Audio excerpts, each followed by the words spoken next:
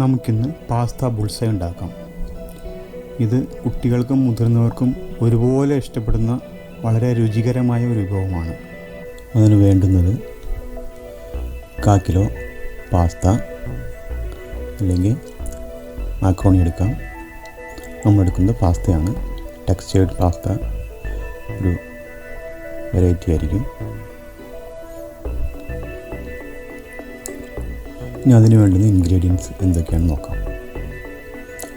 3 അല്ലി വെളുത്തുള്ളി ചെറുതാക്കി അരിഞ്ഞെടുത്തത്, ഒരു ക്യാരറ്റ്, ഒരു സബോള അരിഞ്ഞെടുത്തത്, ഒരു ചെറിയ ക്യാപ്സിക്കം, ഒരു തക്കാളി അരിഞ്ഞെടുത്തത്, പിന്നെ 1/2 സ്പൂൺ മുളക് പൊടി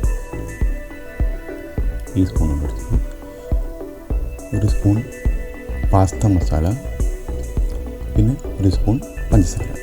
ഇത്രയാണ് വേണ്ട സാധനങ്ങൾ.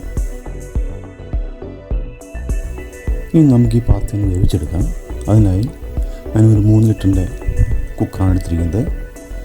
പാസ്ത 1 കപ്പ് ഉണ്ടെങ്കിൽ അതിൻ്റെ 3 ഇരട്ടിയെങ്കിലും വെള്ളം, 2 സ്പൂൺ ഉപ്പിടുക. തിളപ്പിച്ച വെള്ളം എടുക്കുന്നതായിരിക്കും ബെറ്റർ. അപ്പോൾ കൂടുതൽ വെന്ത് പോകുന്ന പ്രശ്നമുണ്ട്. അതിലേക്ക് 3 ലിറ്ററിൻ്റെ കുക്കറായതുകൊണ്ട് അധികം പ്രഷർ പോവില്ല, പ്രഷർ ഉണ്ടാവില്ല.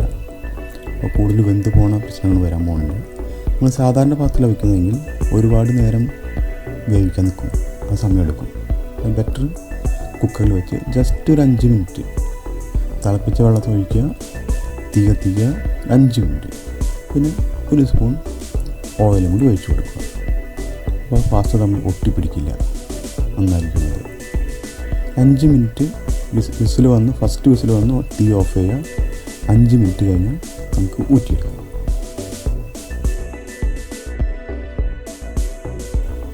ഞാൻ പാസ്ത കുക്കറിൽ വേവാൻ വെച്ചിട്ടുണ്ട്. തീ നല്ലോണം കൂട്ടി വെച്ചിരിക്കുകയാണ്. 1 വിസിൽ വരുമ്പോൾ നമുക്ക് തീ ഓഫ് ചെയ്യാം.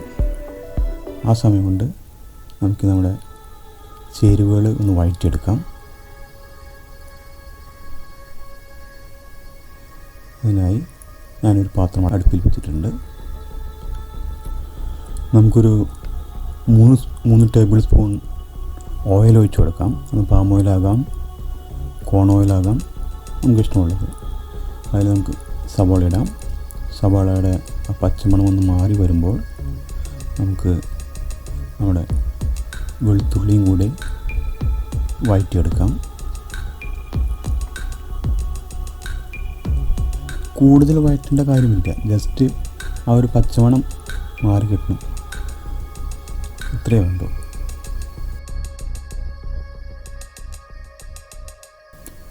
വെളുത്തുള്ളി ഏകദേശം പാകമായിട്ടുണ്ട്. നമുക്കിനി തക്കാളിയും കൂടി ചേർത്ത് വഴറ്റിയെടുക്കാം.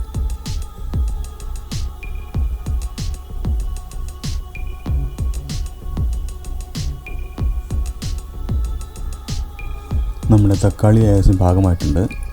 ഇനി നമുക്ക് അരിഞ്ഞു വെച്ചിരിക്കുന്ന ക്യാരറ്റും കൂടി ചേർത്ത് വഴറ്റിയെടുക്കാം.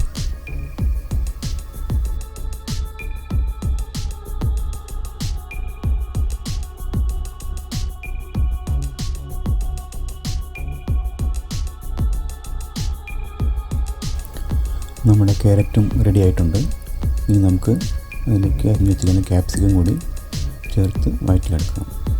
ക്യാപ്സിക്കം അധികം വഴറ്റേണ്ട കാര്യമില്ല.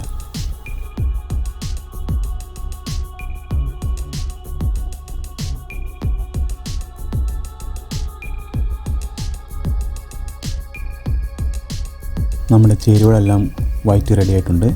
ഇനി നമുക്ക് നമ്മുടെ പൊടികൾ കൂടി ചേർത്ത് യോജിപ്പിച്ചെടുക്കാം.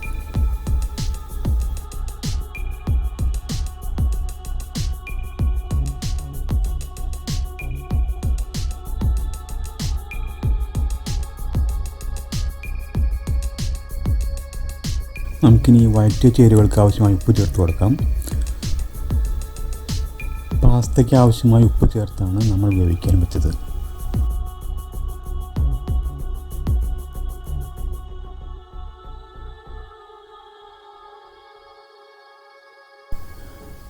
അഞ്ച് മിനിറ്റ് കഴിഞ്ഞു.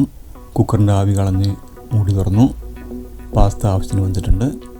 നമുക്കിനി ഇതിൻ്റെ വെള്ളം ഊറ്റിക്കളയാം.